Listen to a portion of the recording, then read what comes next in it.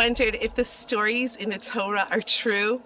If they really happened thousands of years ago? If you have, you are totally not alone. I want to share with you the story of Adam Zertel. Adam lived at a secular kibbutz, part of the Shomer HaTzair movement here in Israel, a kibbutz that was and continues to be very Zionistic, but not religious at all. Not a place that believes that the Torah was given to the Jewish people on Har Sinai. Not a place that believes that this stories really happened. Adam grew up wanting to serve his country in the IDF, and he worked hard to get into a great unit and be able to do that. He served in the Yom Kippur War very proudly for the country and fought on our behalf, and unfortunately got very, very badly injured in war. He was evacuated to Hadassah Hospital in Jerusalem. He stayed in Hadassah for an entire year where he recovered from his injuries. During his recovery, he decided that he really wanted to study archaeology. Maybe something about being in a hospital for so long made him question what he had believed, made him question what really is truth. And he wanted to figure it out.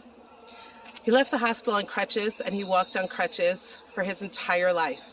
Adam was focused on trying to find archaeological proof of whether or not we really came from Egypt, through the desert, entered into the land of Israel under the leadership of Yehoshua, under the leadership of Joshua. If we take a look into this week's parsha, it talks exactly about that time period, about Moshe giving instructions to how we're going to go into the land. And it says that Hashem commanded us that on Har Eval, that we should coat stones with plaster, and there we shall build an altar for Hashem, for our God, an altar of stones, that we should not use any metal instruments to shape those stones, that they should be whole, complete stones, and that we should bring burnt offerings to Hashem and rejoice before him. So Adam went off looking to say, I knew it. There's no validity to this. It never really happened. Or do I have to really relook at it? Unbelievably, in 1985, he was digging on Har Eval with an entire team, and they came across an unbelievable finding, probably one of the most important archaeological findings in Israel. They found the altar that Hashem commanded us to build with Yehoshua. They found rocks that had never been touched by an instrument to change them. They were the raw rocks. They found the plaster.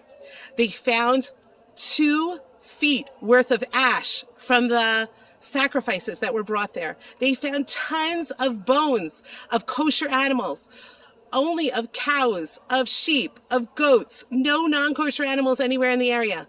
They found remnants of jewelry that dated and were the style that women used in Egypt. They were the jewelry that the Jewish women had brought with them and brought with them to Israel, and the remnants were found right there. Unbelievable, unbelievable findings. Something was gnawing at me that this is unbelievable and so special to be standing in this place that gives us actual, tangible proof that the Torah is real and the stories are real. By the way, Adam Zertel changed his entire philosophy when it came to archaeology after this. Before this find, he kind of dismissed the Torah. After this find, he used the Torah to find other places in Israel where there are unbelievable things that you can show of exactly where the stories unfolded. He went from somebody who totally didn't believe to saying, even if I don't want to believe, when I hold the proof in my hand, what am I going to say? There was something, though, that was gnawing at me, that I'm standing on the mountain of curses, where there were 2 mountains. There's Har Gerizim with the blessings, the brachot, and Har Eval with the curses. The word Aror was written on that tiny little amulet. And then I remembered back to a story that I had heard that many years ago in Brooklyn, they were reading this parsha of Ki Tavo, and it came to the time of the curses. And in many, many congregations, the person reading the Torah reads it in an undertone, reads it very quietly, because we shouldn't have to scream of what's going to happen when we don't follow the Torah and Hashem's commandments. But he didn't read it in an undertone. He read it loudly. And after shul, one of the people who was listening went over to the Rebbe and said, why did you read it out loud? We have a tradition to read it quietly. It's so difficult to read about the difficult curses that could befall the Jewish people if we don't listen to Hashem's word. And the Rebbe said, I went through the Holocaust. I saw all of these curses unfold. We already in Jewish history have experienced all of the curses that could possibly be. Now is the time for the brachot. Now is the time for us to live in the land of Israel, feeling Hashem's presence, feeling the brachot. Now is the time for us to start to welcome Mashiach. And as I stood there with my children and my grandchildren and looking at the stones that Yehoshua and the Jewish people looked at and touched and stood, there's this unbelievable feeling of our connection to the past. Thank God I have the huge zchut to be able to live here in the land of Israel and to welcome girls who come every year to Machon Maayan to learn and to travel the land and touch the history. God willing, we are all able to walk this holy land, to feel the history, to live the present, and to build a strong Jewish people.